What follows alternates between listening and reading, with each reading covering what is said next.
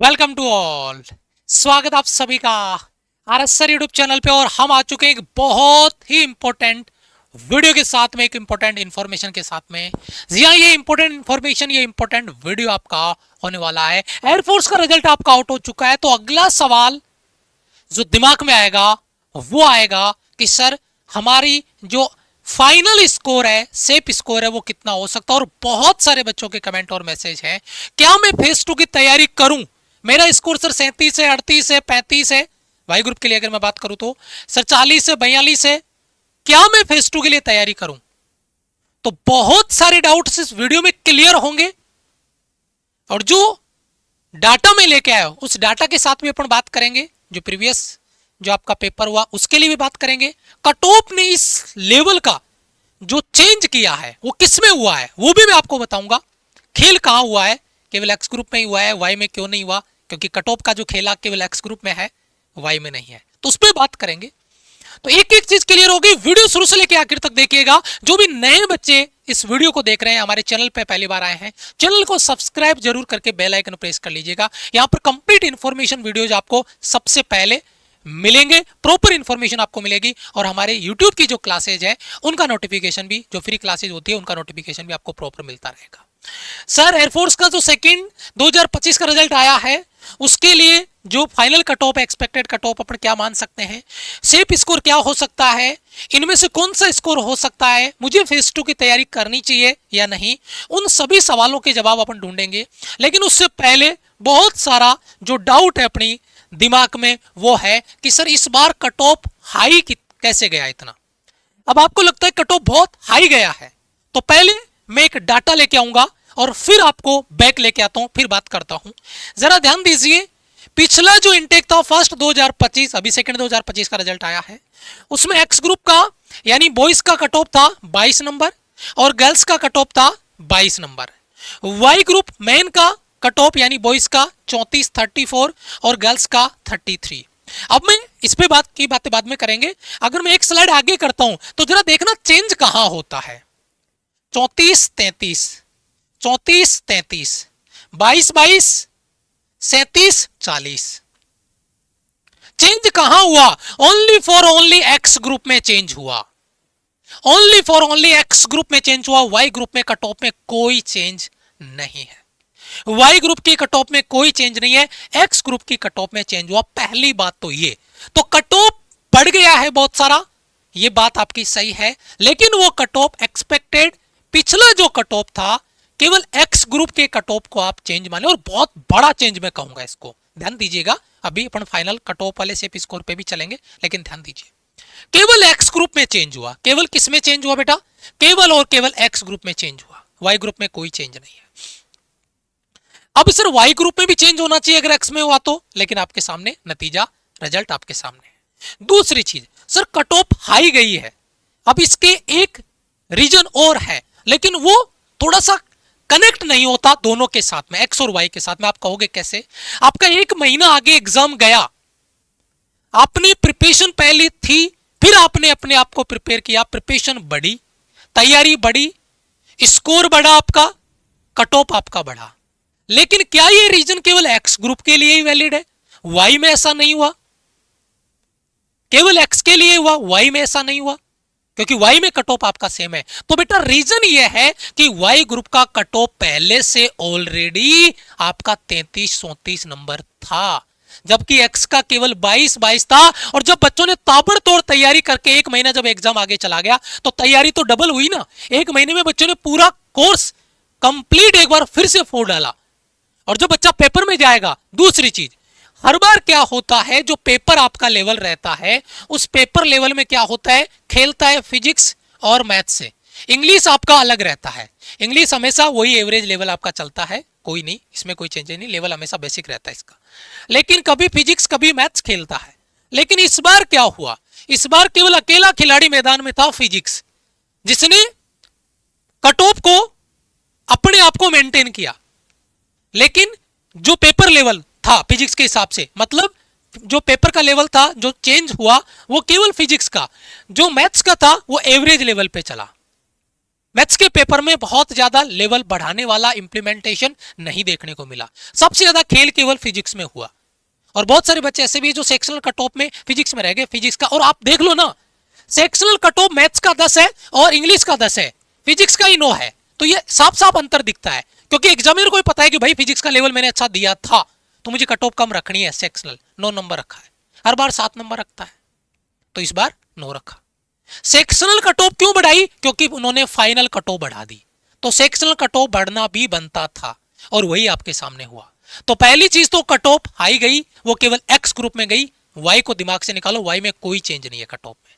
X में cut off में आपका चेंज हुआ और बड़ा चेंज हुआ है, और वाई एक्स में तो गर्ल्स के लिए तो डबल हो गया, लगभग 22 से सीधा 40 आपका हो गया। लेकिन अभी मैं आपको कंपैरिजन लेके आऊंगा, डाटा लेके आऊंगा जहां पर अपन पहुंचेंगे, क्योंकि जो असली खेल है ना डाटा का, मैं अभी इसके साथ रिलेट करके आपको चीजों को क्लियर करूंगा, सारी चीजें क्लियर होगी सेफ स्कोर के लिए। कट ऑफ वाला सीन आपका क्लियर हो गया। अब आता है कि सर सेफ स्कोर मेरा क्या हो सकता है।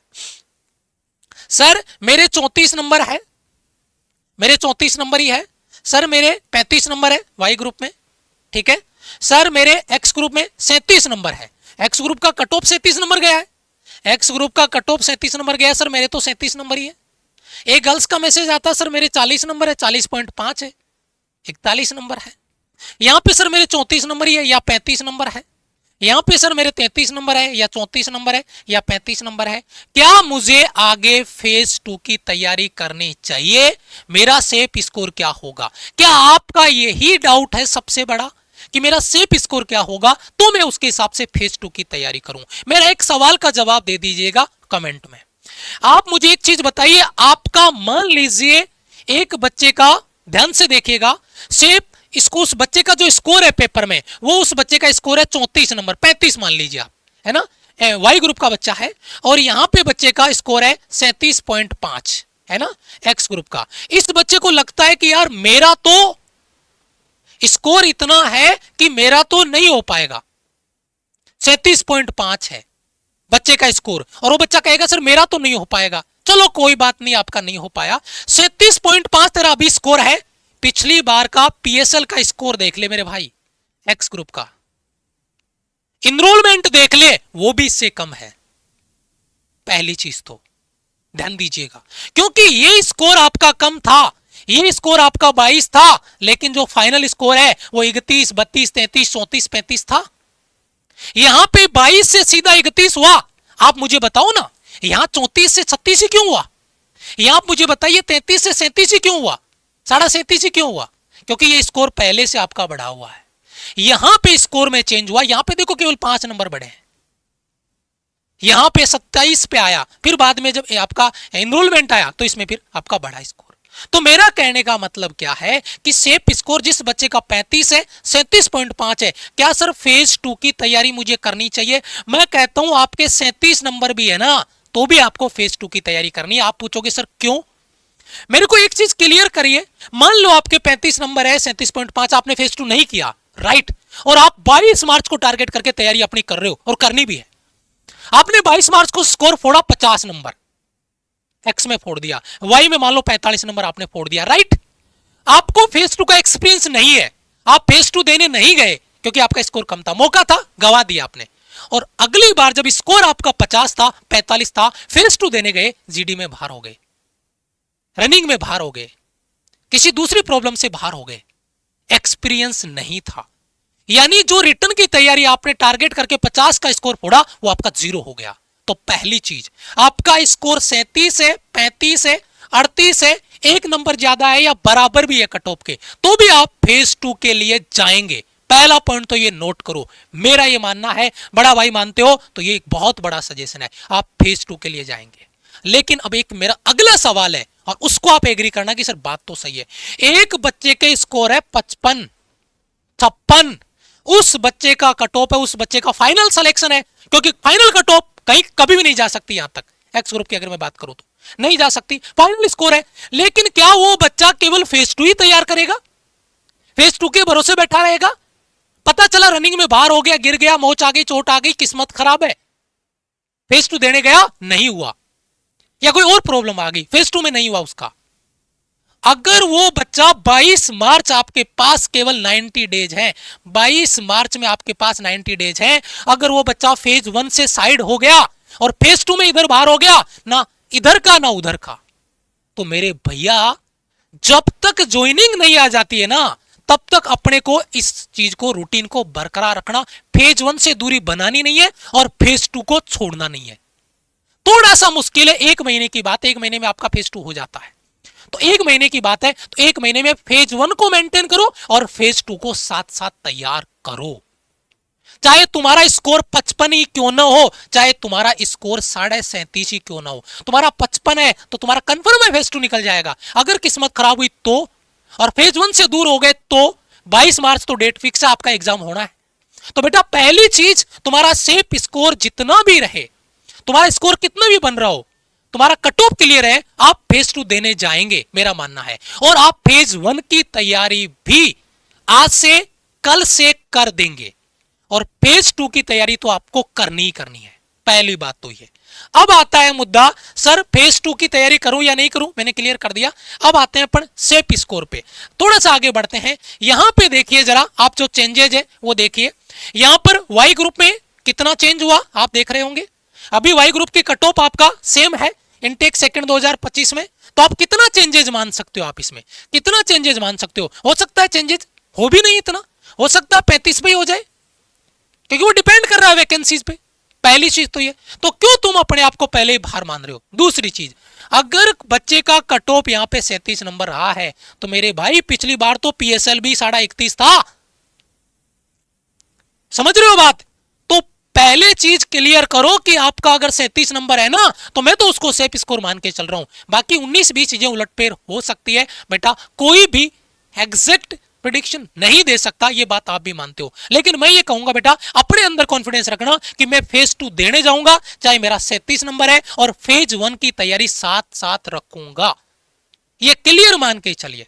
बहुत सारे बच्चे अभी ज्वाइनिंग पे जा रहे हैं, अभी आपका ज्वाइनिंग है बहुत सारे बच्चों का, इसमें आपका पीछे चल रहा है। अभी एक बच्चे का कॉल था, इसने फिर निकाल दिया, पिछला आपका ज्वाइनिंग है उस बच्चे का 29 का 56 नंबर है, वो सीट खाली है उस बच्चे के लिए। अभी वो मजाक कर रहा था, मैंने कहा भाई दोनों, बोला सर एक सीट खाली कर देना, क्या दिक्कत है, मैं तो ज्वाइनिंग पे जा रहा हूँ। तो ऐसी बहुत सारी सीटें भी वैकेंट होने वाली, जिन बच्चों का ज्वाइनिंग, उन्होंने बहुत तगड़ा स्कोर किया अभी, क्योंकि मेहनत की हुई थी, तैयारी थी, फोड़ा।